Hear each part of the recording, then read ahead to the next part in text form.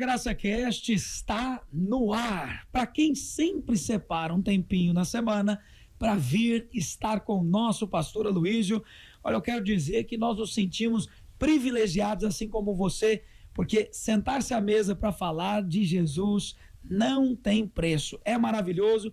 Eu quero já te deixar uma dica. Não deixe de seguir o pastor nas redes sociais e perguntar. Um irmão esses dias me parou no culto da Igreja Videira aqui no setor Bueno e disse: eu quero perguntar, minha pergunta não vai. Então, quem pergunta é quem está aqui no culto, é quem manda mensagem. Você pode fazer isso através das redes sociais do nosso pastor, @Aloísio A. Silva. Pastor Aloísio, o senhor está bem? Boa tarde. Boa tarde, pastor Guilherme Rigonato. Estou bem, cheio da graça, do favor de Deus, alegre, porque todos os dias eu olho para o céu e eu sei que o céu está sorrindo para mim. Glória a Deus. A pior coisa na vida de um crente que infelizmente ainda não entendeu a graça é que ele está sempre olhando para o céu e está achando que tem alguém irado, bravo, né? Que vai castigá-lo e o pau vai quebrar. E ele fica com medo, né? Sempre na expectativa de coisas ruins. Eu não. Eu tenho expectativa só de bênção. Coisas boas estão para chegar. Aleluia. Eu creio e eu recebo. Eu não vou mentir, pastor. Me lembro de um conselho muito simples que o senhor me deu há muito tempo. Guilherme, erga as mãos para cima e diga: eu sou amada. Falou: Senhor, me ajuda a crer com mais fé sobre isso, né? Essa conversa nos ajuda. Pastor Marcos Mota, o senhor está bem, pastor? Eu estou ótimo de novo aqui no nosso programa, para a glória do Senhor, né? Muita alegria realmente poder compartilhar aqui. Eu vim, pastor Aloísio, né? Sempre para nós é motivo de muita alegria no nosso coração, porque a graça de Deus é a manifestação do amor de Deus, a expressão do amor de Deus. Então, quanto mais nós conhecemos a graça, mais desfrutamos do amor de Deus, né? Aleluia! E você, ouvinte, está desfrutando aqui, sentado à mesa. Pastor Luiz Rigonato, vamos para mais um episódio. Boa tarde. Então, Guilherme Rigonato, olha que privilégio, que benção minha, né? Estar aqui ao lado do pastor Aloísio, juntamente com o pastor Marcos Mota. Exatamente. Com você, né? Isso é um privilégio. A gente tem que olhar as circunstâncias ao nosso redor e perceber os sinais do amor de Deus sobre nós. Amém. E, graças de Deus, o favor derramado é imenso. De fato, a gente tem motivo para erguer as mãos para cima, né, Guilherme? Glória a Deus. Eu não só creio, como eu vou falar aqui. A Lara Faleiro está dizendo, lá diretamente da Igreja Videira Buriti. Ela mandou uma pergunta para o pastor Aloísio, e eu acho que é a pergunta de muitos irmãos. Escuta aí. Pastor Aloísio, eu gostaria de fazer essa pergunta, e antes quero dizer que o Escola da Graça Cast tem sido uma grande bênção na minha vida. Aleluia. Quando eu vou para a academia, eu fico ouvindo os episódios. Sou grandemente edificada. Louvo a Deus por fazer parte dessa igreja tão abençoada. Sou líder de Célula Kids e meu esposo também é líder. Amamos a vida da igreja. Aleluia. Isso aqui nós ouvimos sempre, viu, pastor? Aleluia, é bom demais ouvir. Muito encorajador. Aleluia. Esse é o alvo, é abençoar e edificar os irmãos. Aleluia. E a pergunta da Lara é a seguinte: pastor, eu já ouvi alguém dizer que o Espírito Santo um dia vai sair da terra. Isso é verdade? O senhor poderia esclarecer esse assunto? Olha, de fato existe esse ensino, é um ensino muito popular, de que quando acontecer o arrebatamento da igreja, o Espírito Santo vai embora, porque o Espírito Santo estaria só agindo nos crentes, né? Então, ele vai embora. Faz algum sentido essa interpretação, mas, na minha opinião, ela não se harmoniza com o resto da Escritura, porque a Bíblia fala que, no princípio, a terra era sem forma, vazia, em trevas, com um vazio, um abismo. Mas o Espírito de Deus pairava. Então, hoje, de maneira alegórica, nós vivemos num mundo também sem forma, sem aparência de Deus, vazio, completamente vazio, em trevas e com um buraco enorme dentro do coração. Então, o Espírito Santo continua agindo nesses homens, né? Então, eu creio que o Espírito Santo, ele nos foi... E outra coisa, no Pentecoste, ele veio para habitar. Porque no Velho Testamento, o Espírito Santo visitava. No Novo Testamento, ele habita. São coisas diferentes. Visitação e habitação. Muito bem, dito isso, tem um outro lado da história que a gente precisa de considerar. Que é o seguinte, lá em Isaías 61, né, você deve se lembrar, o Espírito do Senhor Deus está sobre mim, porque o Senhor me ungiu a pregar boas novas aos quebrantados de coração. Como é que ele termina? Como é que o profeta termina? Termina dizendo, e apregoar o ano aceitável do Senhor e o dia da vingança do nosso Deus. Então tem duas coisas aqui. Tem um ano aceitável, é ano por quê? Porque a graça, a misericórdia é muito grande. Né? Mas existe o dia da ira, mas é só o dia. Entende? Porque a ira é menor, mas a ira tem que vir. E a ira virá. Amém. Entende? Então, isso é que realmente leva muitos a acreditar, então, que o Espírito Santo não vai agir. Mas a ira virá. Mas no meio da ira, Deus ainda se lembra de misericórdia. Mas o dia da ira virá. Por que o dia da ira tem que vir? Porque não pode ficar impune esse mundo por rejeitar a obra do Filho de Deus, blasfemar contra ele, fazer piadas imorais, indecentes com ele, espalhar isso aí no mundo inteiro pela internet. Quer dizer, o dia da ira vai chegar. Não para nós. Não para nós.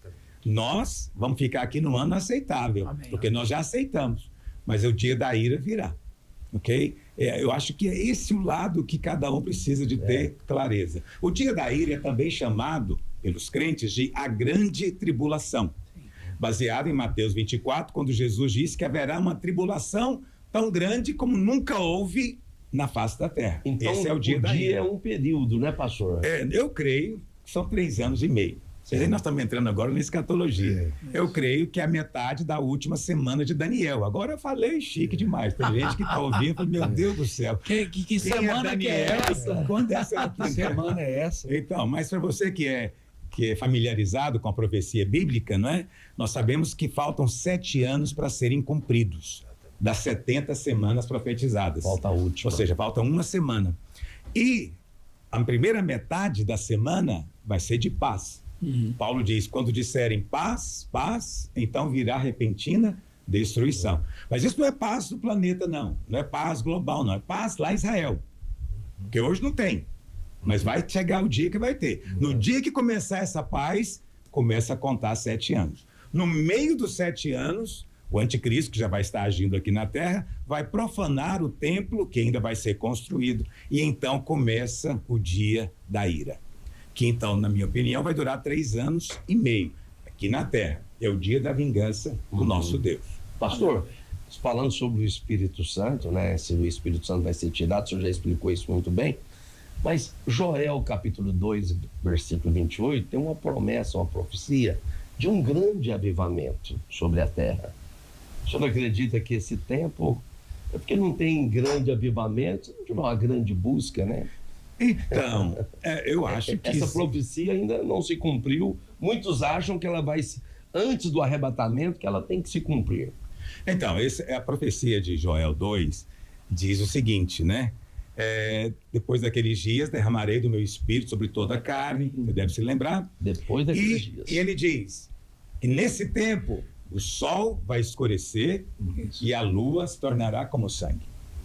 Então, ele tá contando quando essa profecia vai se cumprir completamente. Alguém que é um teólogo e está nos ouvindo vai dizer, não, mas Pedro falou que o Pentecoste era o cumprimento. Mas essa é a beleza da profecia bíblica. Existem cumprimentos parciais e cumprimentos proféticos plenos. Então, por exemplo, teve muitos anticristos na história. Muitos. Mas a profecia também se refere a um que virá, que vai ser o cumprimento final, onde vai habitar toda a plenitude da obra do diabo, né? Então, essa profecia de Joel, ela pode se cumprir, isso eu vou falar agora de opinião, por ocasião do sexto selo. Porque eu creio que a grande tribulação são as 7 trombetas. Certo. 7 trombetas. Mas o sexto selo ainda não é as 7 trombetas, porque as 7 trombetas estão dentro do 7º selo. Hoje estão falando só coisa complicada aqui. Alguém parou e falou o quê? Hoje... Mas, pastor, até aproveitando, o nome do podcast é a Escola da Graça, porque nós temos um portal que a pessoa pode aprender a palavra de Deus. Eu tenho um estudo de Apocalipse lá na Escola da Graça, 52 aulas. Aleluia. Então, você entra lá depois. Mas, de qualquer forma, A grande tribulação, eu creio, que são as 7 trombetas. Mas o 6º selo, os 5 primeiros selos já se cumpriram. E estão se cumprindo. Estão se cumprindo, né? Se cumpriram e estão se cumprindo. Mas o 6º ainda não. O 6º selo fala a respeito da queda, vamos usar uma linguagem moderna, de um asteroide, um meteoro. É sinais cataclísmicos. Isso. Né? E o que vai acontecer? As pessoas vão ver aquele cometa vindo em direção à Terra. Paulo. E todo mundo, cientista, dizendo, vai ter o choque, a colisão. E a Bíblia fala lá em Apocalipse que os grandes, os ricos, os poderosos vão esconder em cavernas. Hoje a gente chama essas cavernas de quê? Bunkers. São os bunkers aí que estão sendo construídos, né, para esses ricos, grandes. Verdade. Não é verdade? Agora, eu te pergunto, você brincou, né, desprezou a mensagem de Deus a vida inteira. E agora você está vendo a estrela vindo na sua direção. E alguém pode até te mostrar, está aqui na Bíblia. Será que você clamaria a Deus? Eu acho que clamaria. Pastor, então, tá aqui na Bíblia e os jornais estão noticiando isso. Eu acho que clamaria. Mas aí fica a pergunta, mas ainda nós estaremos aqui? Não sei. Não sei afirmar. Mas é possível que sim. Possível que o arrebatamento seja entre o 6º e o 7º selo, não é? Se estiver aqui, aí você vai ver os crentes também, as igrejas entupidas, né? Quer dizer, quando você sabe que o fim é iminente, tudo perde valor, não é verdade? A gente só vai buscar só a Deus, né, pastor? É por isso que às vezes, vou abrir um parênteses aqui, você vai falar disso. Eu critico muito algumas colocações que são feitas assim, e todo mundo aceita como sendo suprema sabedoria, né? Então muitos gostam de dizer, viva hoje como se tudo fosse acabar amanhã.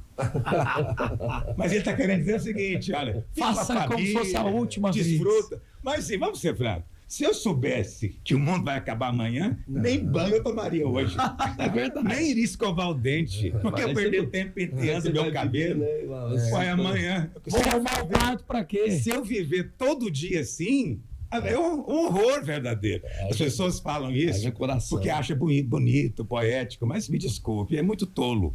Né? Você tem que viver, sim, na expectativa de encontrar-se com o Senhor. Então, pelo que o senhor falou, eu entendo, então, que esse grande temor, né, pavoroso, vão levar as pessoas a buscar a Deus e, portanto, Deus, quando é invocado, né, pastor, ele vem, né? Pois é.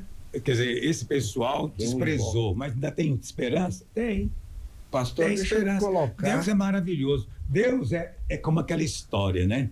Como aquela história. Você queria namorar aquela moça, mas ela te desprezou. Você só tinha 20 anos. Depois, quando ela está com 70, ela volta. Entendi. Você casava com ela? Não. Você ia falar, peraí, agora que a laranja foi espremida, Eu ia falar, acabou? Não, senhora, paz do Senhor. Paz do Senhor, meu irmão. Mas Deus não é assim. Oh, Não é maravilhosa a Aleluia. graça de Deus? Quer dizer, a pessoa não quis namorar com o Senhor a vida inteira. No final, lá no leito de morte, ele fala, o Senhor ainda me aceita? O Senhor aceita. Glória a Deus. O Senhor aceita. Essa é a Glória a vontade de Eu Deus. sei se ainda dá tempo, mas ainda queria colocar mais fogo nessas respostas do pastor. Com certeza, pastor. Sobre a presença do Espírito Santo. Porque existe também aqueles que acreditam no arrebatamento parcial, né, pastor? E no arrebatamento parcial, muitos crentes ainda estarão aqui na Terra, não é isso? Exatamente. Que é o que eu creio, na verdade, né? Certo. Que ficou popularizado pelo Tim LaHaye na série muito famosa, Deixados para Trás. Então, na minha opinião, é muito claro na palavra de Deus que o arrebatamento tem uma condição. Qual que é a condição do arrebatamento que Jesus colocou? Mateus 24 e 25. Primeiro, vigiar e orar. Amém. O que é vigiar? O que significa vigiar? Vigiar significa estar atento, prestando atenção. Hoje, o que você mais vê? Distração. Distração. O diabo quer prender a sua atenção para coisas que às vezes aparentemente são até boas, mas que te leva a parar de ficar atento, vigilante. Porque vigiar é isso, é estar prestando atenção. É olhar firmemente. Mas Está você vê a que perceber. nós vivemos hoje a maior mercadoria, a mais cara que existe, chama-se atenção. É verdade. O Google está atrás, não é? A Rádio Vinha está atrás, todo mundo está atrás. Eu estou atrás. Atenção. Atenção é a coisa mais valiosa do planeta. E Deus também quer atenção. Amém. Então, primeira condição, vigilância, é vigiar e orar. Depois, na parábola das virgens, fala o quê? Tem que ser cheio do Espírito. E na parábola dos talentos diz o quê? Não pode ser alguém que está enterrando o talento. Quer dizer, ele é vigilante, ele é cheio do Espírito e ele produz obras espirituais. Uau. Eu te pergunto, todo crente vive assim? Infelizmente não. Porque vivemos no meio ainda cristão essa mistura de lei e graça. E enquanto você vive na mistura, você não consegue cumprir as condições. Mas aqueles que ensinam no arrebatamento, vamos dizer, pré-tribulacionista geral, todos os crentes, eles dizem que a condição para ser arrebatado é ser salvo. Então, de fato, para ser salvo, precisa fazer o quê, segundo o Novo Testamento? Crer. Crer e confessar. Crer. Se com a boca confessar, seu coração você crê, você é salvo. Mas Jesus disse a respeito do arrebatamento, ele colocou vigiar. Ele acrescentou algo. Ele falou para ser cheio do Espírito, o Espírito já foi dado. Então, existem condições para o arrebatamento, sim. E hoje, mais do que nunca, o senhor falou sobre a concorrência da atenção, né? Por que o diabo está atacando e abduzindo tanto a atenção? Porque ele sabe que se desviar o foco de Deus, a pessoa se embriaga com as coisas dessa vida. Eu estava ouvindo ou lendo, nem sei mais esses dias, alguém dizendo que com essa coisa do Instagram, YouTube, com vídeos curtos, com aulas curtas, tudo durando 2, 3 minutos no máximo, isso está produzindo nessa nova geração uma incapacidade de prestar atenção, de ter foco por mais tempo. Sim. Entendeu? Olha como o diabo faz. Isso é um Quer fato. dizer, ele além de prender a sua atenção, ele te estraga. Depois você não consegue ter atenção para mais nada. Destrói Atenção a capacidade de concentração. E, pastor, uma coisa interessante, porque quando são vídeos curtos, todas as grandes plataformas do mundo utilizam isso, né? Instagram, YouTube e o próprio TikTok. Ele prende a sua atenção por mais tempo. Então, aquela sensação de eu gastei 1 hora, eu não sabia que eu ia ficar tanto tempo no celular. É por causa do vídeo curto. Vídeos longos, você se torna satisfeito e para. Esses curtos você vai consumindo até não perceber. Isso tudo, existem engenheiros comportamentais que estão trabalhando continuamente para prender você. Você não pode pensar que isso é de Deus. O mundo jaz no maligno. Tudo isso é obra do diabo. Eu não fico constrangido de falar isso. Então, presta atenção nas coisas do céu. Eu não estou aqui te proibindo. Pastor, você prega a graça, você está criando aí a lei que é proibido? Não, não é proibido. Você pode ver Instagram, você pode até ter o perfil, você pode publicar, você pode assistir novela da Globo se você quiser, porque você é livre, tá bom? Mas, diz a palavra de Deus, não use a sua liberdade para fazer escolhas ruins. Escolha o melhor, entendeu? Eu tenho liberdade de comer o que eu quiser. Deus me dá essa liberdade. Agora, por causa disso, eu vou comer uma comida ruim, estragada? Não, vou comer o melhor. Então, seja sábio. Essa é uma questão também muito interessante, porque as virgens tinham uma distinção, né? Metade era sábia e metade era tola. Quem é o tolo? Quem é o tolo? Se a gente for ler Provérbios, eu estou lendo Provérbios esse ano junto com um pastor muito famoso que fez um devocional só sobre Provérbios. Todo dia eu leio, apesar que eu já estou no mês de março, mas todo dia eu leio um pouquinho. É muito bom porque me força a meditar em Provérbios ali, é muito precioso. Que Deus quer que você seja sábio. Mas quais são os sinais da tolice? Primeiro, o tolo é aquele que é, como é que eu vou dizer, cabeça dura. Entende? Obstinado. Você não persuade ele. Não tem argumento. É tolo. Né? Segunda coisa, o tolo é crédulo. Qualquer coisa que ele vê, ele acredita. Ele é influenciável, né, pastor? Extremamente. E outra coisa, o tolo é cheio de convicções que não tem base lógica. Então, quanto mais a pessoa tem convicções em coisas que não tem uma base lógica, ela se torna um fanático. Entendeu? Então, existem virgens tolas. Existem virgens sábias. Venha para o grupo dos sábios, aleluia. Lembrando que fanatismo é fé sem entendimento, baseado. Exatamente. Se torna religiosidade depois, né, pastor? Eu faço porque dizem que tem que fazer. A grande característica do louco é essa. Loucos não são persuasíveis. Né? Por isso que a Bíblia fala, louco, hoje te pedirão a sua alma. Louco, por quê? Porque você não se permitiu ser persuadido. Deus enviou um, enviou outro, mas você não se permitiu. Esse é a crença do louco. O louco é aquele que chega para você e fala, eu sou Napoleão. Você fala, não é não. Ele fala, sou. Entendeu? Não importa o que você falar, ele vai dizer, sou Napoleão. Esse é o louco. Então, não tenha comportamentos loucos. Pastor, essa questão de tolice, né? Num tempo como nós estamos vivendo e com tantas guerras e também sinais, né? Evidentes do tempo do fim, da volta do Senhor. As lendas evangélicas, né? O senhor estava falando aqui, essa pergunta que a irmã fez, a Sara, né? Que o Espírito Santo vai ser tirado ou não. Mas eu me lembro, e eu acreditava nisso, que quando Jesus arrebatar a igreja, nem Bíblia vai ter para ler, que as letras vão desaparecer das páginas. É mesmo? Eu lembro dessa, né? Que dizia, rapaz, a gente vou acrescentar essa. Essa é nova. E aí, eu falei, puxa vida, estava pensando nisso, né? Não tem nenhum embasamento bíblico sobre isso. Não, né? Infelizmente, as pessoas, elas passam... Elas acreditam nessas coisas. Acreditam por quê? Porque vivemos ainda num meio onde a profecia daquela irmã, o sonho daquele pastor, a visão daquele outro, tem na cabeça dessas pessoas um peso maior do que a Escritura. Isso é um problema. Um peso maior. Aí a pessoa diz, eu tive uma visão. Mas a sua visão não está batendo com o ensino do Evangelho. Você quer dizer que não foi Deus? Falo, pois é, para o bom entendedor basta, né? Mas, então, o problema é esse. Então, as pessoas têm muitas visões, muitos sonhos. Por isso que Paulo fala, para não sermos levados como criança, entendeu? Por fábulas. Fábulas, que são histórias inventadas, aparentemente piedosas, mas são tolas. Recentemente eu tive uma notícia de uma profeta profetizando a meu respeito. E na primeira parte, no primeiro dia, testificou, tudo que ela falou testificou. Depois de uma semana mandaram para mim uma segunda parte da profecia. Só que a segunda parte... Não era legal. Não bate com a palavra de Deus, não bate com o amor de Deus, não bate com o favor de Deus. Não, mas já aconteceu demais. Aí eu falei, não, eu vou ficar só com a primeira parte. Essa segunda parte... Não, fique com a palavra de Deus, né? A função do profeta, do pastor, não é te dar outra Bíblia, é te ensinar, confirmar a doutrina bíblica, o ensino bíblico, não é verdade?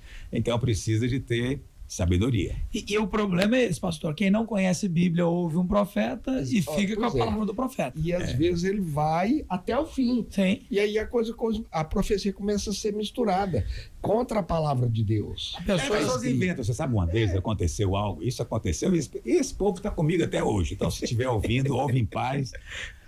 Foi muitos anos atrás, o irmão casado, sei lá, tinha 2, 3 filhos, e a profeta chegou para ele e falou, Deus me falou que você casou com a mulher errada. Agora, vai contar isso para ele depois de 10 anos de casado? Depois que tem filho, entendeu? Casou com a mulher errada. Era para você casar com a fulana. Moisés aceitou, Deus está me dando outra chance.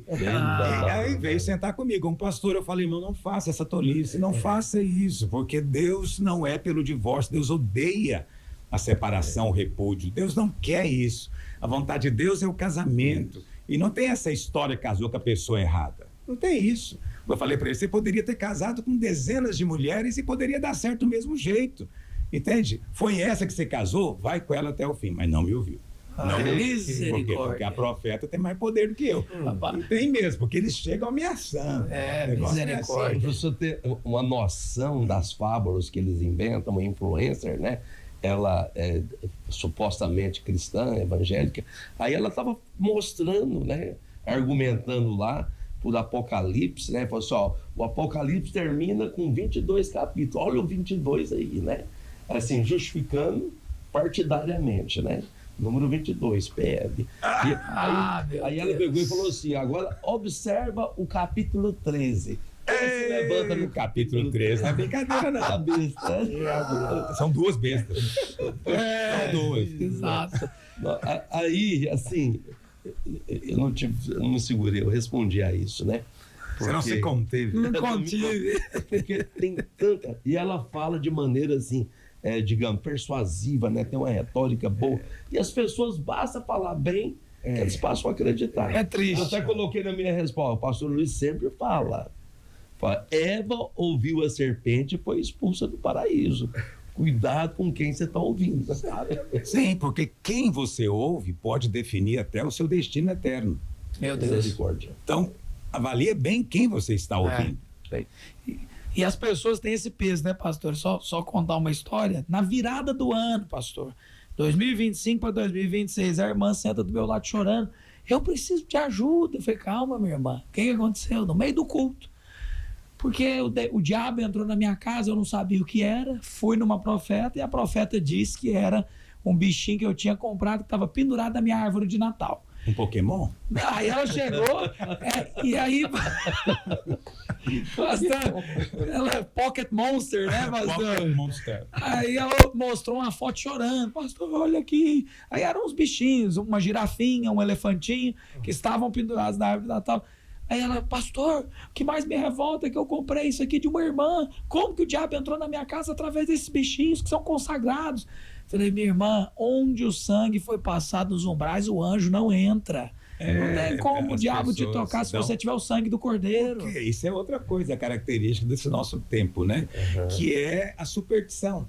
É acreditar que as coisas Tem um poder. têm um poder divino. Entendeu? Então é acreditar no sal grosso, é acreditar na arruda, no comigo ninguém pode, entendeu? É a ferradura atrás da porta, é o trevo de 4 folhas, pé de coelho, tanta coisa, atribuem poder. Mas aí as igrejas inventam mais coisas, entendeu? Que tem poder. Eu me lembro uma vez, você deve se lembrar disso também, teve um pastor que se levantou, não vou entrar muito em detalhes não, e ele escreveu um livro. E o livro é o seguinte, porque lá em João, se não me engano, no capítulo 7, a Bíblia fala que os trovões falaram algo. Mas aí Deus falou para o João, não escreve não. Escreve o que os trovões falaram. Apocalipse 10. É no capítulo 10. Não escreve não. Aí ele escreveu um livro falando, Deus me falou. Deus me contou. Eu posso trovões contar. falaram? É, os trovões Isso falaram. aí que ele não podia falar, eu vou falar. E aí, ele escreveu o livro. Quando ele chega com o livro, ele fala, mas esse livro não é só um livro. Ele traz poder. E aí, ele lá na frente, ele ia vendendo o livro e o povo ia caindo para trás. O pessoal pegava o livro, tremia e caía para trás. Eu fiquei olhando aquilo, eu falei, poxa vida, se pelo menos lessem e entendessem o que estão lendo, tudo bem, mas ele acredita que o poder do livro está no papel, entendeu? Fisicamente. Não, o poder está quando você lê. Amém. Então, bom, vamos avançar, né? Aleluia, aleluia. Vamos fazer algo então. Tem a pergunta do Pedro Pereira. Ele diz o seguinte: pastor, minha opinião sobre o capítulo 19 de 1 Reis apresenta um dos relatos mais humanos e profundos da Escritura. Narra a vulnerabilidade do profeta Elias após sua vitória espetacular no Monte Carmelo. Elias transita de triunfo para exaustão extrema e o medo. Sob a ameaça de Jezabel, ele entra em colapso emocional, sente-se isolado e profunda crise existencial e pede a própria morte para Deus. Diante desse cenário, Deus não repreende por causa da fragilidade. Em vez disso, intervém. É a pergunta, por que, pastor, que em vez de Deus repreender Elias pela fuga, Deus envia um anjo para cuidar dele fisicamente? O que isso revela do coração de Deus? Revela muita coisa, né? Primeiro, você tem que entender o seguinte, esse anjo que está lá em 1 Reis, né?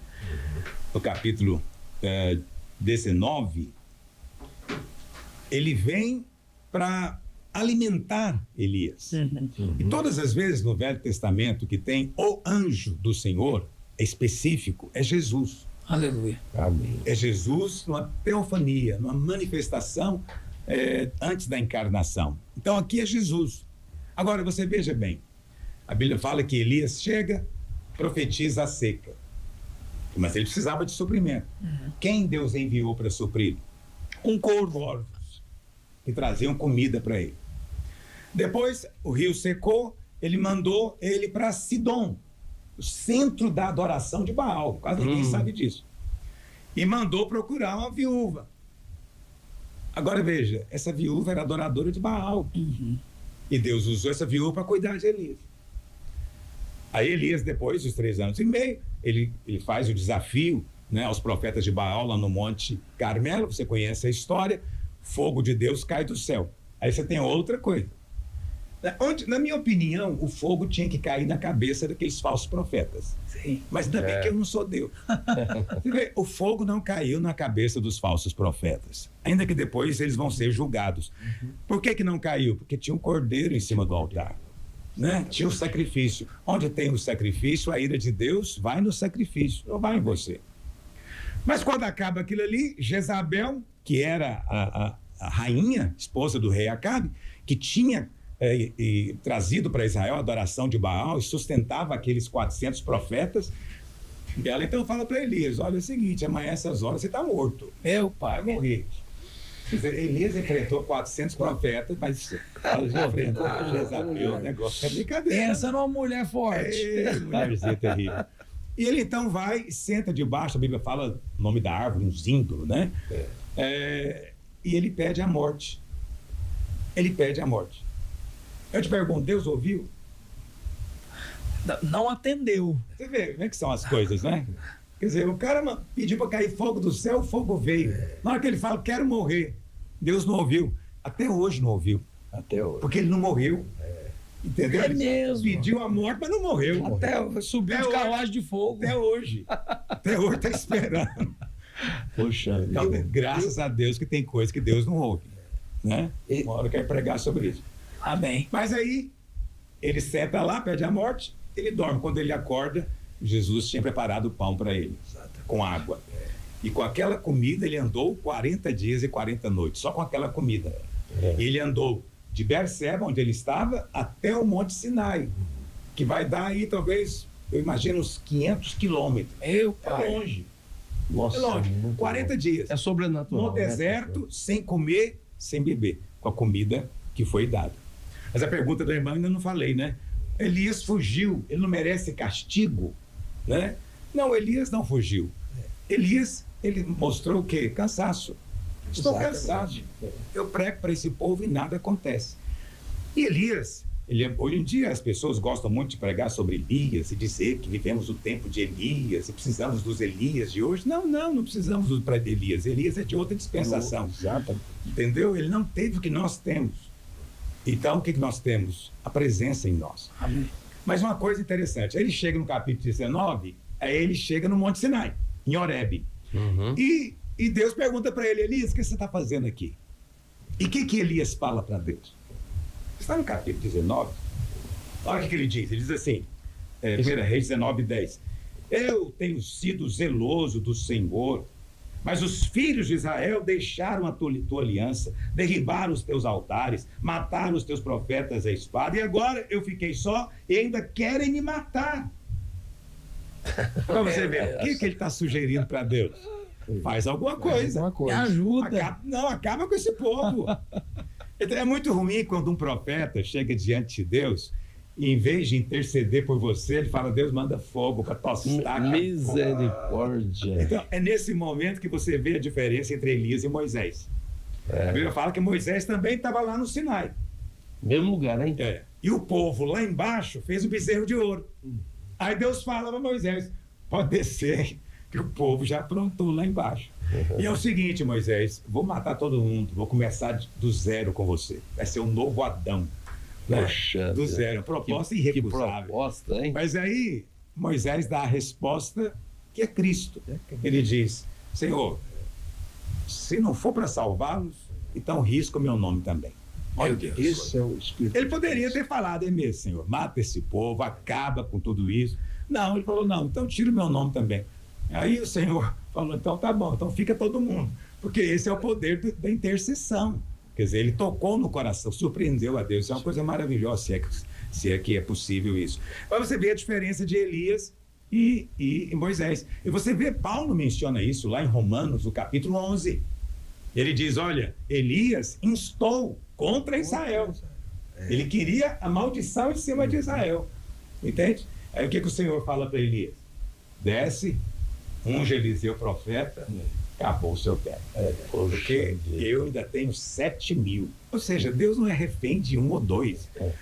Se eu não fizer, se a igreja não fizer. Como Agora, disse Jesus, até as pedras clamarão. Mas Deus governa. Entendeu? E hoje também. Você nunca deve pensar que só você tem a revelação, só você sabe. Não, Deus sempre tem os seus 7.000. O amor de Deus é grande demais, né, pastor? Porque ele guardou Israel da autoridade profética de Elias, né? Porque, Pois é, olha aí. porque ele não poderia reprovar Elias, né?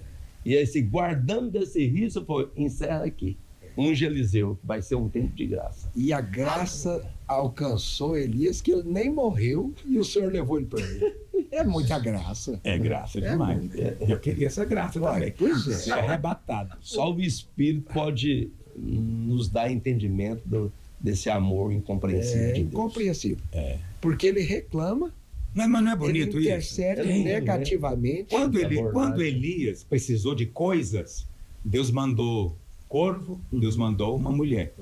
Mas quando Elias precisava de força, ele veio pessoalmente. Aleluia. Então, isso mostra a maneira como Deus nos trata hoje também.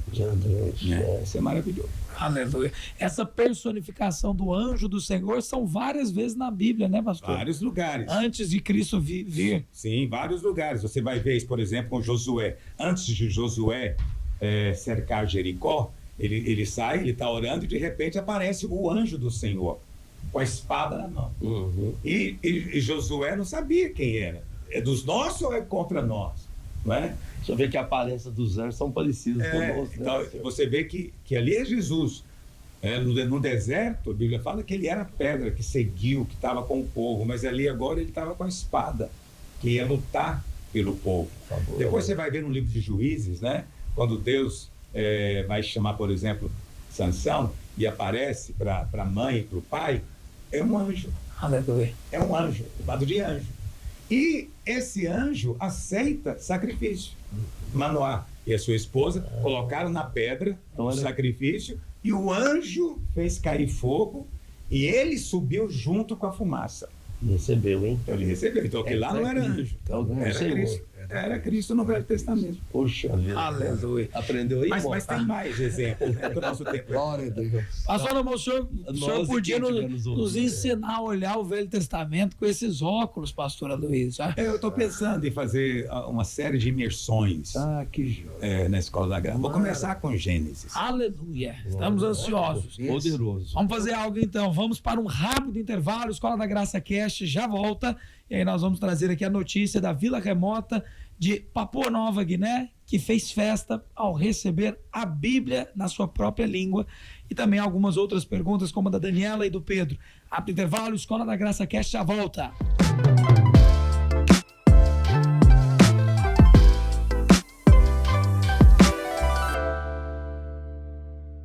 Estamos de volta com a Escola da Graça Cast e aqui no Instagram do Pastor Aloysio, da Rádio Vinha, você já pode fazer a sua pergunta. Olha só aí, ó, tem aqui a nossa caixinha de perguntas que você envia para o pastor e nós vamos coletar aqui todas as participações. Importante que você mande a sua e, claro, comente aqui no vídeo do YouTube, se inscreve no canal, deixa mensagem e nós vamos alcançar você. O pastor Aloysio comentou no bloco anterior a resposta tanto da Lara como do Pedro. E agora a gente vai entrar numa notícia no Perspectiva da Graça. Então vamos lá, notícia na tela e eu leio para você a manchete. Vila Remota, na Papua Nova Guiné, faz festa ao receber Bíblia na sua própria língua. Após décadas de trabalho linguístico e missionário, a comunidade Onobaçulo, na Papua Nova Guiné, celebrou a chegada do Novo Testamento traduzido na sua própria língua. Localizado no sudoeste do Oceano Pacífico, o país ocupa metade oriental da ilha na Nova Guiné e tem a população estimada em cerca de 10 milhões de habitantes. É uma nação que se destaca pela enorme diversidade cultural e linguística, com mais de 800 línguas vivas. Meu Deus, uma das maiores concentrações do mundo. E aí, caminhando para o final, essa entrega do Novo Testamento se tornou um marco histórico para o povo Onobaçulo, que fez uma celebração durante 10 dias na remota vila de Walagu. Pastor Aloysio, mais de 800 línguas dentro de um país de 10 milhões de habitantes. É maravilhoso, né? Como Deus faz. E tem gente que não acredita na Bíblia, né? Pois é. Então, assim, Babel Aqui é é real. manifestação de Aconteceu, né? Aconteceu.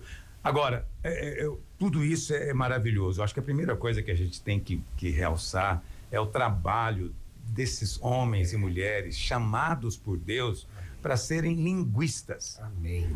O que é um linguista? É diferente de uma pessoa que simplesmente sabe falar uma língua, é um tradutor. Não.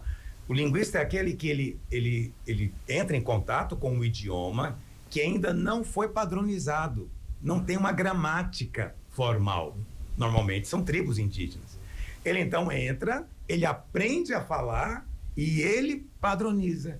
Ele cria uma gramática e ensina aquele pessoal a ler. Então, só é possível traduzir a Bíblia para essas línguas indígenas se primeiro o linguista fizer esse trabalho. Jesus. Agora, quanto tempo você estuda para aprender inglês? Meu Deus. Tem gente que está estudando a vida toda, E pastor. ouve inglês o tempo inteiro, na televisão, em todo lugar. Agora, esse pessoal não. Esse pessoal eles então investem parte da vida. Entende? Exatamente. É uma coisa maravilhosa. Mas o legado que essas pessoas dão não pode ser medido realmente numa geração.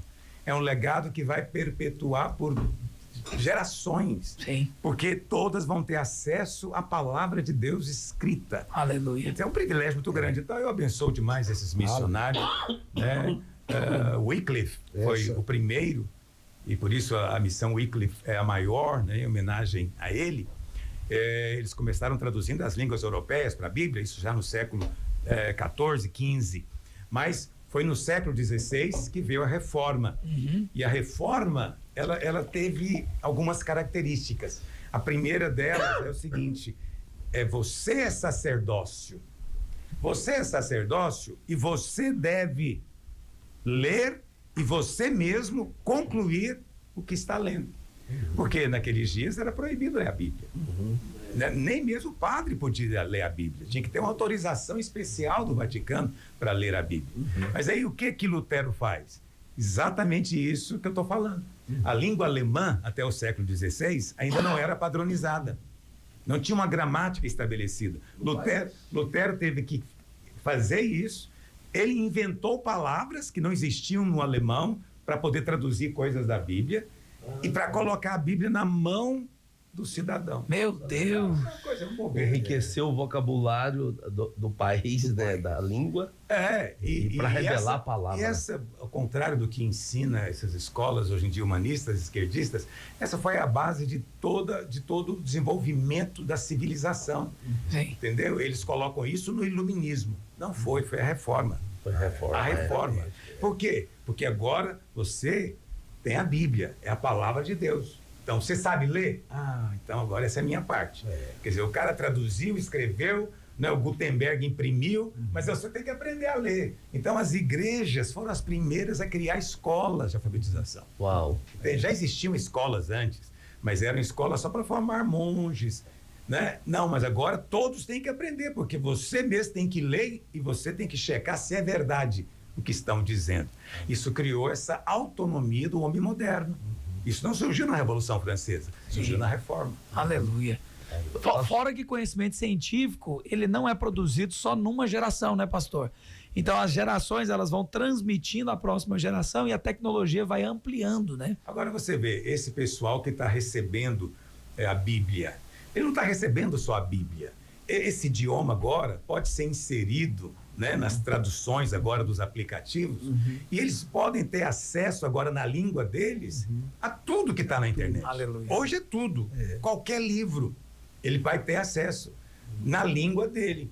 Mas isso só é possível porque teve esse missionário que atendeu o chamado de Deus. Talvez ele não era um grande pregador, né? Talvez ele não ganhou muitos dessa tribo Onombaçulo, mas ele abençoou gerações e gerações. E sabe o que mais? Até o desenvolvimento social, econômico desse povo vai mudar. Eles conseguem agora fazer negócios, né, pastor? Conseguem fazer negócio, eles conseguem aprender técnicas, tecnologias que antes eles não sabiam.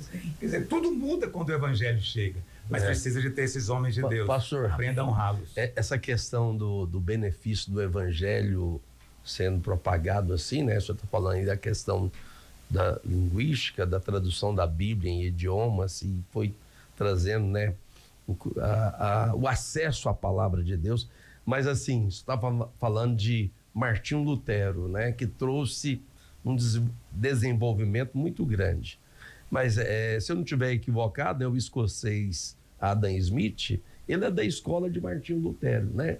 Ele é de 1700, ele é pai da economia moderna. 100 anos depois. Mas tem um outro sociólogo chamado Max Weber, né? Mas Max isso Weber. fica para outro dia a gente falar. E ele dizia, ele atribuía ao protestantismo o nascimento do capitalismo. Não existia até então. E por que ele diz isso? Porque o protestantismo dava valor ao trabalho. Trabalho. Então, isso é que tinha dignidade, né?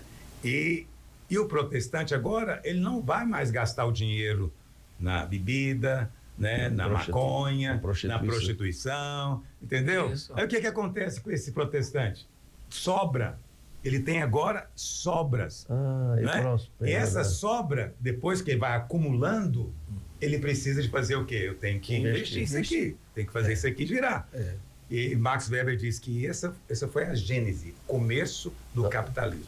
E dessa modernidade, né, do conforto. E vivemos num de país que propriedade. fala muito mal do capitalismo, né? Isso, então, assim, existem capitalistas demoníacos, mas o sistema, convenhamos, Sim. tirou milhões e milhões da miséria. Nós vivemos hoje o tempo mais próspero da história. Nunca teve um tempo com tanta prosperidade, acesso a comida, remédio, saúde, a casa própria, como existe hoje. Isso só foi possível por causa do livre comércio. Esse acesso, né, pastor? O capitalismo tornou acessível comida e outras coisas. E, claro, tem suas partes malignas que são atribuídas aos homens que são malignos, né? Sim, porque tudo depende dos seus conceitos morais. Isso. Entendeu?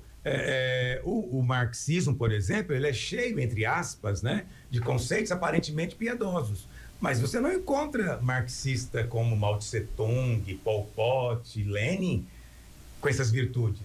Aí só produz o mal, não é verdade? Verdade. Diferentemente, o capitalismo tem hoje, até hoje, pessoas que são tão, como dizer, abnegadas, né? Então, eles doam.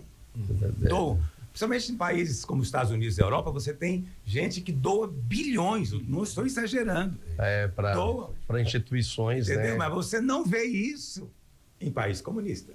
Verdade. Você não vê, mas eu não quero falar de política hoje. Sim. Então, falando até da Bíblia aqui, pastor, só porque o senhor tocou no ponto da língua, me impressiona muito, pastor, porque latim, por exemplo, né, que o Vaticano tenta manter a língua viva, está morrendo. Agora, se nós pegarmos a língua que a Bíblia foi escrita, até hoje nós temos pessoas falando essa língua sobre a terra, e não sei se foi o senhor que disse uma vez sobre a sociedade fóssil, que é Israel, que mesmo tendo deixado de existir por quase 2000 anos, a língua não morreu e voltou a existir. Porque ela era a língua do culto, né? Do bar mitzvah, da adoração. Então, todo jovenzinho judeu, quando fazia, né, 12 anos de idade, 13, ele tinha que decorar um trecho longo da escritura e falar. E tinha que ser em hebraico. Mas o hebraico ficou sem ser usado no dia a dia por quase 2000 anos. Entendeu? Meu Deus. Quer dizer, a língua do maior império que houve na antiguidade, que é o Império Romano, o latim, acabou. Né? O grego, que era falado no tempo de Jesus, acabou também. Sim. Mas o hebraico ressuscitou. Isso é um sinal profético. O hebraico ressuscitou e hoje eles têm lá, por exemplo, no Museu do Livro, né, onde eles expõem os manuscritos do livro de Isaías, que são os mais antigos. Em couro, né, pastor? 400 antes de Cristo, ou seja, 2.400 anos atrás. Uma criancinha que está na escola, alfabetizada, ela consegue chegar lá e ler o que está escrito. Que é isso? Ela lê por quê? Porque é a mesma língua. Claro que hoje em dia está cada vez mais modernizando, né? Modernizando porque a Bíblia não fala de computador, né? A Bíblia não fala de eletricidade, coisas desse tipo. Então é óbvio que a língua teve que ser modernizada.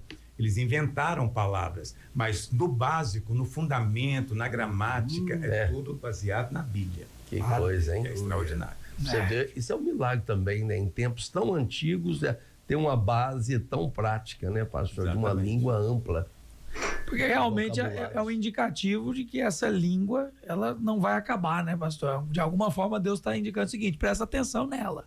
Pois é, né? Porque quando Jesus voltar, ele vai descer no Monte das Oliveiras. Que língua que Vai falar qual língua? Português?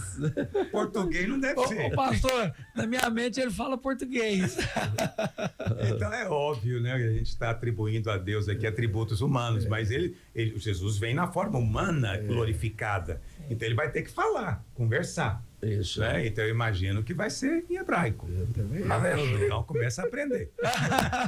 Já fala hoje para não Vai governar a partir de Jerusalém, então. Sim, Jerusalém vai ser o centro. As nações subirão a Jerusalém para adorar o Senhor. Começar a estudar. Começar a estudar. Glória a Deus, aleluia. Ó, tem uma pergunta muito boa da Daniela. A Daniela é lá do Vila Santa Helena. E ela está dizendo aqui, ó, Gilânia. Nem é Goiânia. Não, eu acho que escreveu errado. Goiânia mesmo. Lá em casa a gente gosta de brincar com os personagens da Bíblia. A gente compara e dá exemplo. Isso acaba ajudando no dia a dia, no aprendizado das Escrituras. Meu marido costuma dizer que na história de Marta e Maria, eu sou Maria, porque eu sou zen. Quer que ficar aos pés de Jesus. E ele é Marta, sempre agitado e ansioso. A gente dá risadas por essa comparação, de escrever perfeitamente a nossa personalidade. Pastor, olhando essa passagem, o que ela revela sobre o ritmo acelerado que a gente vive hoje e se estamos mais parecidos com Marta ou Maria? Vou só acrescentar, viu, pastor? Teve uma ouvinte que pediu dizendo assim, ó, pastor, eu estou aflita porque eu não posso parar para ouvir a palavra do senhor no rádio. Mandou para nós aqui no WhatsApp da rádio. Então eu fico lavando a casa e ouvindo a palavra do pastor Aloysio. Só que isso me deixa mal, porque eu lembro que eu estou sendo Marta. Marta que ficou trabalhando enquanto Deus estava falando.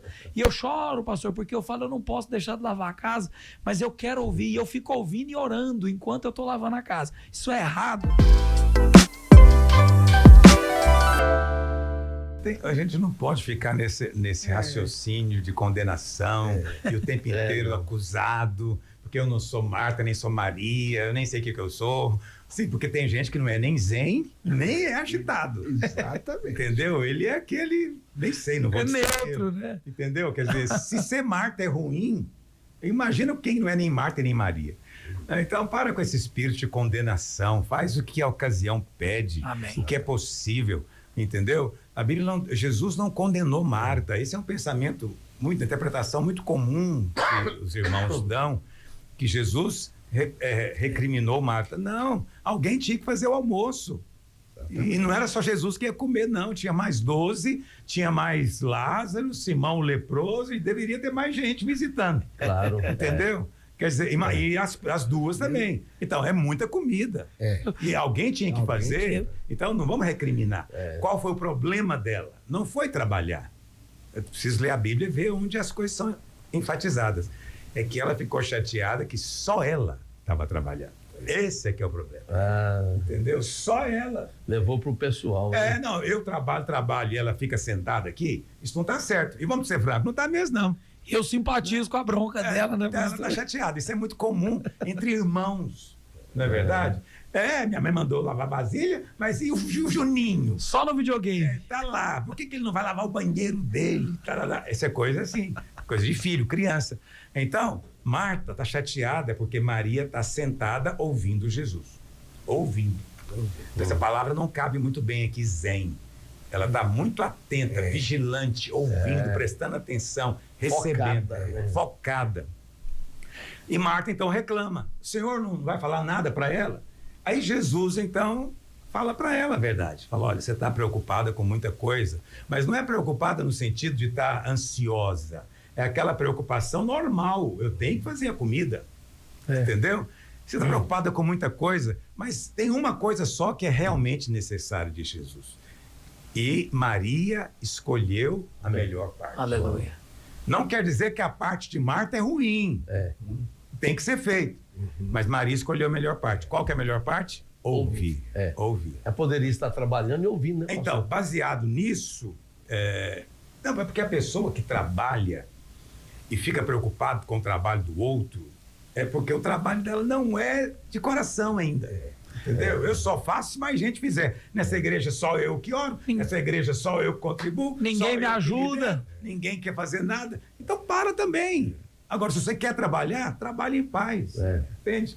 Então, Marta e Maria, na minha opinião, não simbolizam dois tipos de crentes. Né? Eu acho que nós todos temos que ter Marta e Maria dentro de nós. Eu entendo, pastor, São momentos. que é uma quietude do coração e uma proatividade do coração descansado. Sim, né, pastor? a Bíblia fala qual que era o ensino do Velho Testamento? É trabalhar de sol a sol. Então, a jornada de trabalho bíblica é do nascer do sol até o pôr do sol. Você vai encontrar isso lá em Mateus 20. 6 a 6, 12 Mateus horas. 20, quando Jesus conta a parábola dos trabalhadores da vinha, ele conta qual era o turno. Eram 12 horas de trabalho. Puxa. Esse era o padrão. Sim. Entendeu? Então, trabalhar não é errado.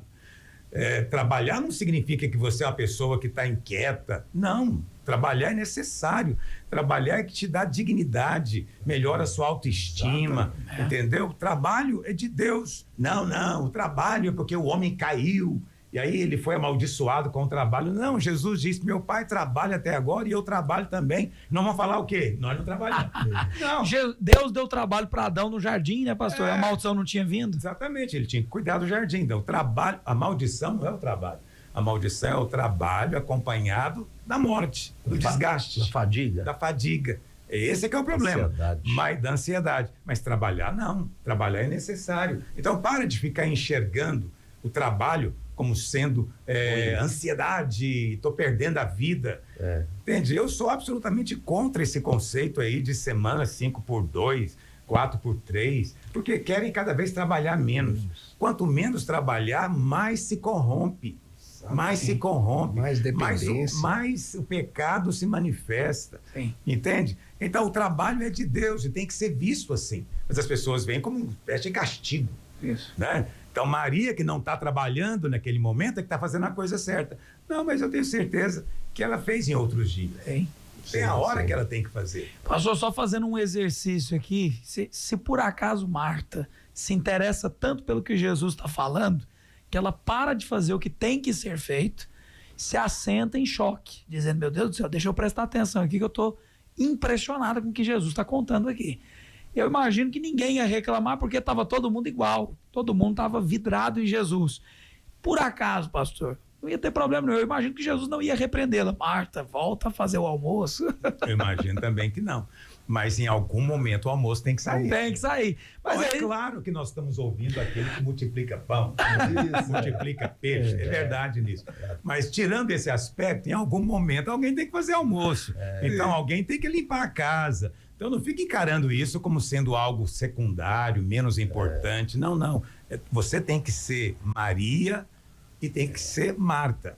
Em alguns momentos uma, em alguns momentos outra. Sim. E é assim que a vida vai sendo levada. E de acordo com o exemplo que você deu, não aqui da nossa irmã que escreveu, ela trabalha ouvindo com fone de ouvido. Então ela está trabalhando e está ouvindo. Sim. Ela é Ao sábia. mesmo tempo, ela é Marta e Maria, então ela só tem que Ela é descansar. sábia. Ela é Pensar sábia. nisso. E tem Ela não tem que parar e sentir acusada. Ai, meu Deus, exatamente. eu estou ouvindo, trabalhando.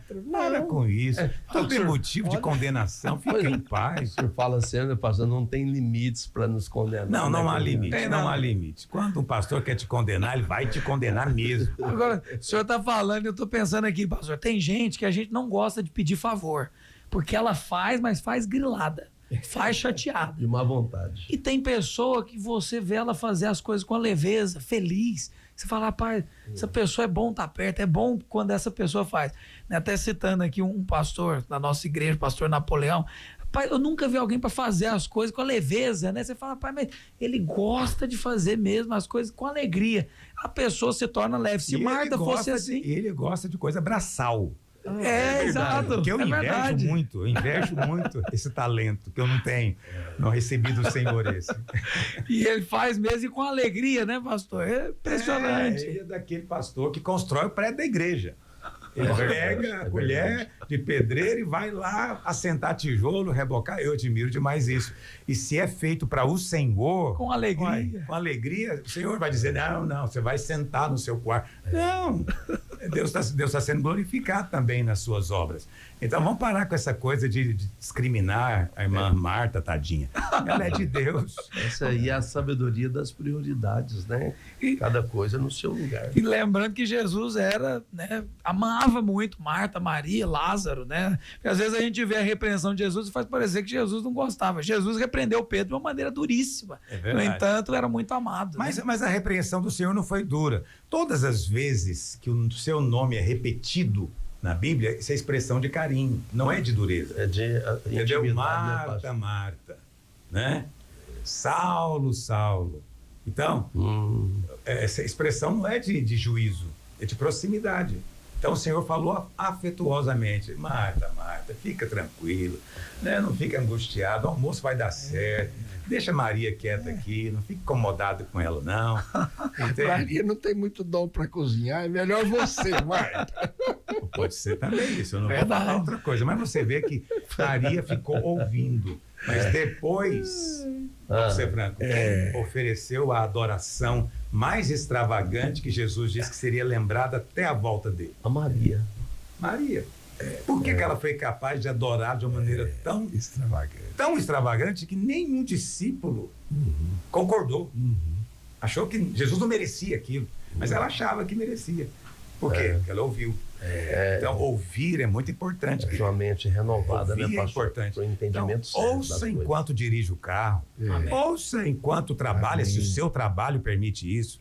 Né? Eu agora mesmo estava na nossa obra, lá na Praça da Bíblia, e eu estava lá checando tudo, e muita gente trabalhando. Eu entrei numa sala, tinha um pintor, e esse pintor com o radinho ligado, ouvindo a pregação de alguém. Não era minha, aleluia, mas estava ouvindo a palavra. Né? Aí fui trabalhando? Trabalhando, lá pintando e fazendo o que tem que fazer. Aí fui para um outro lá, estava sentando coisa no banheiro. Entrei no banheiro, tá lá a música.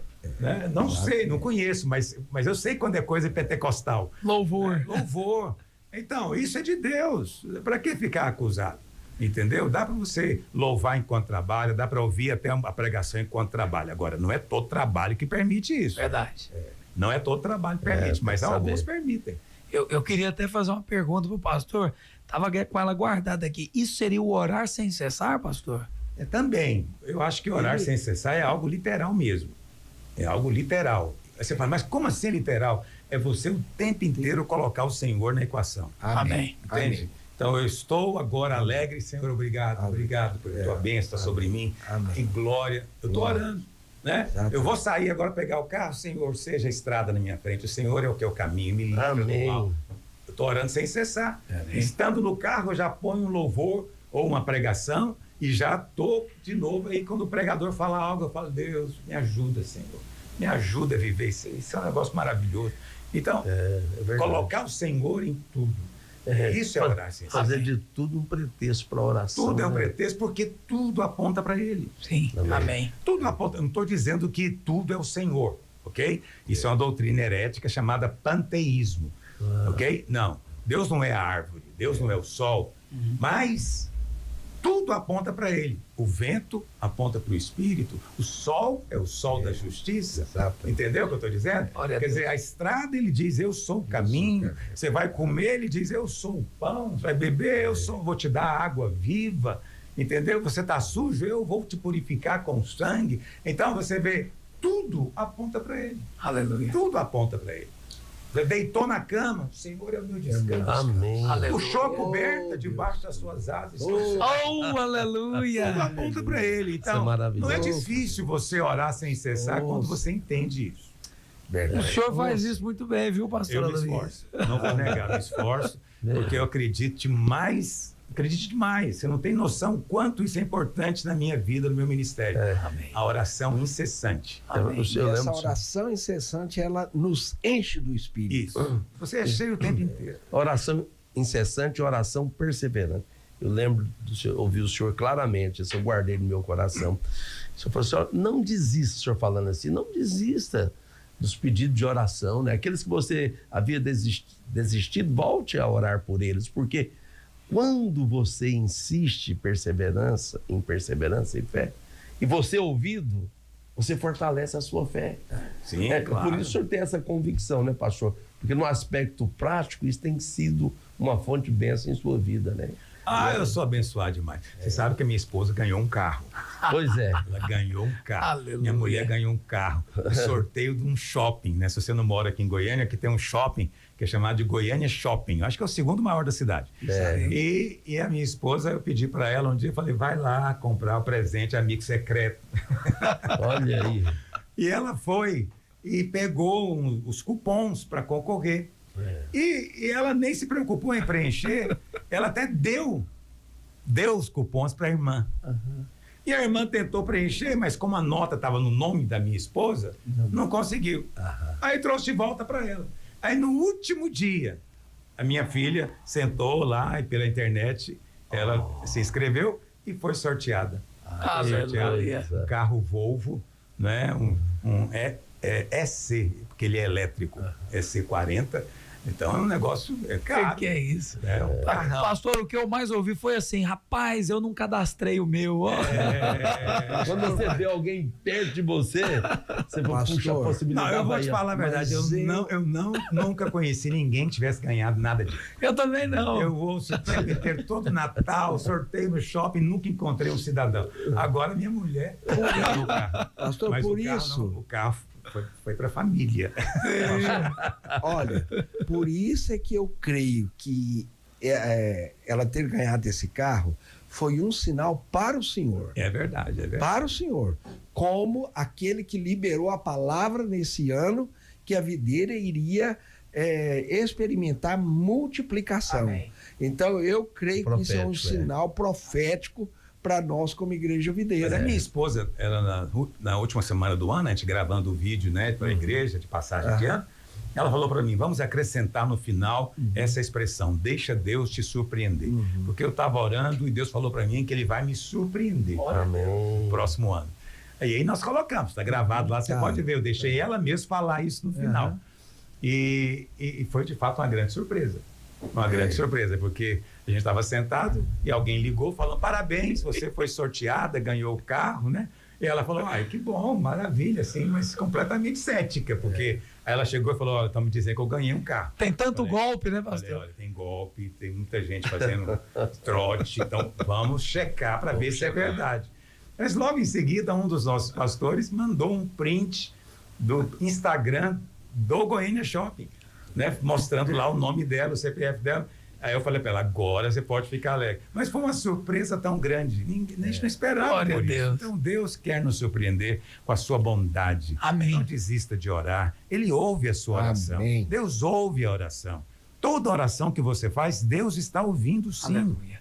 Pastor, uma pergunta que às vezes a pessoa vendo, a pastora Márcia foi sorteada. Tem algo que eu posso fazer, pastor, para que eu chame as bênçãos?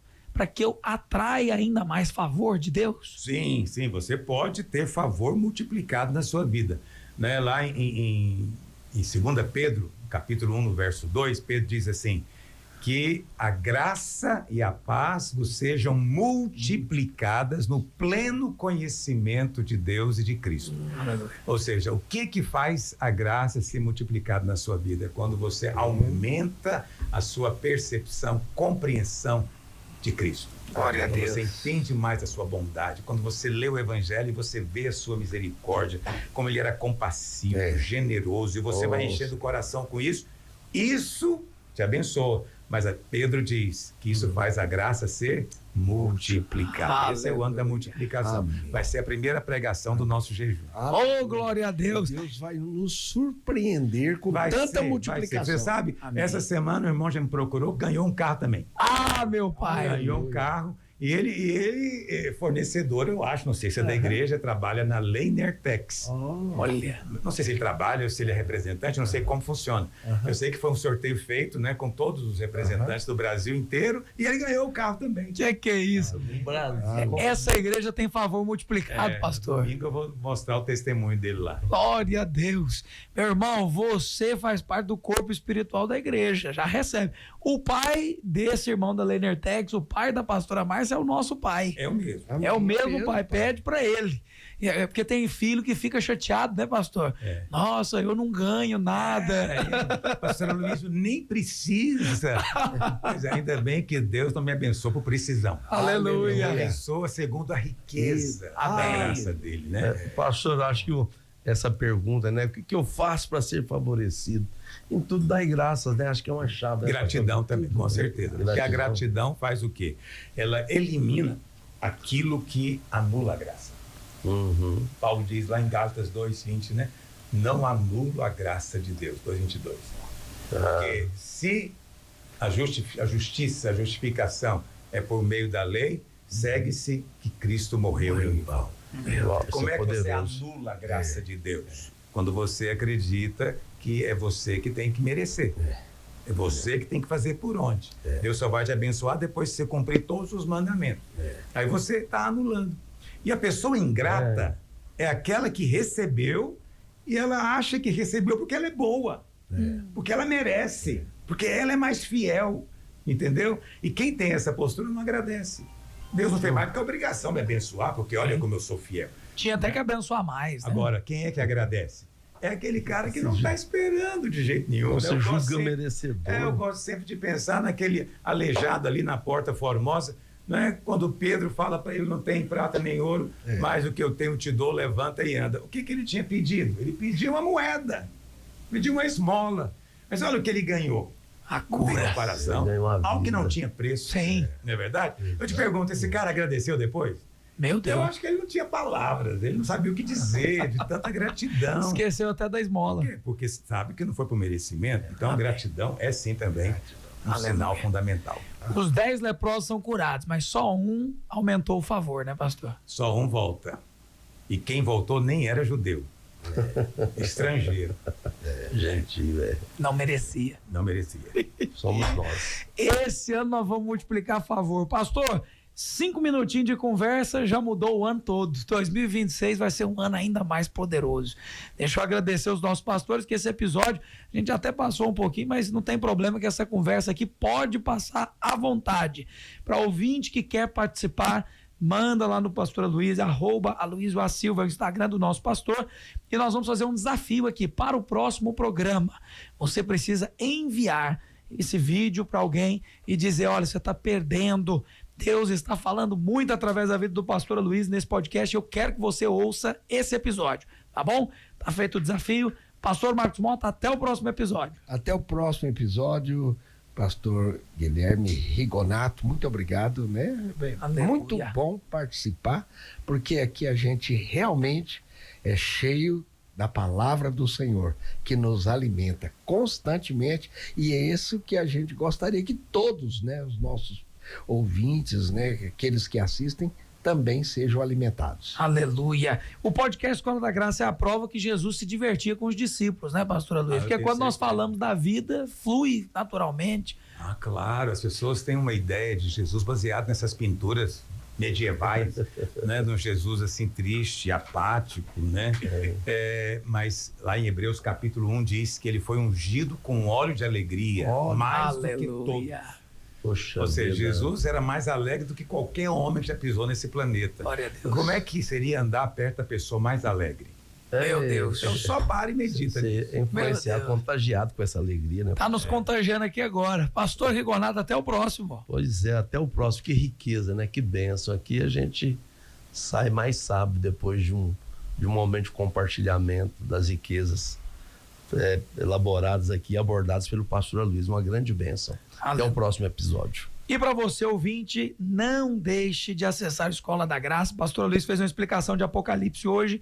Pastor, os irmãos que não leem, é importante dizer para eles, entra lá na Escola da Graça, faz um estudo com o pastor, né? Não vou dizer que você não vai ter que ler, porque você tem que checar se o que eu estou falando está escrito. É verdade. Você não pode simplesmente ouvir. Leia, pondere nos argumentos bíblicos colocados e tome uma posição, né? Mas nós estamos facilitando muito para você o trabalho, porque você vai ouvir em grande medida, né? Mas ainda assim é bom você ler o texto da palavra de Deus. Muito bom estar com os irmãos aqui toda semana. É um tempo muito precioso, como os pastores disseram. e que você possa ser instruído, edificado, abençoado para compreender o Evangelho da Graça e ser conquistado para viver nesse estilo de vida do Senhor, que é cheio de alegria e favor. Aleluia. Quarta-feira nos encontramos nesse mesmo horário. Abraço e até lá.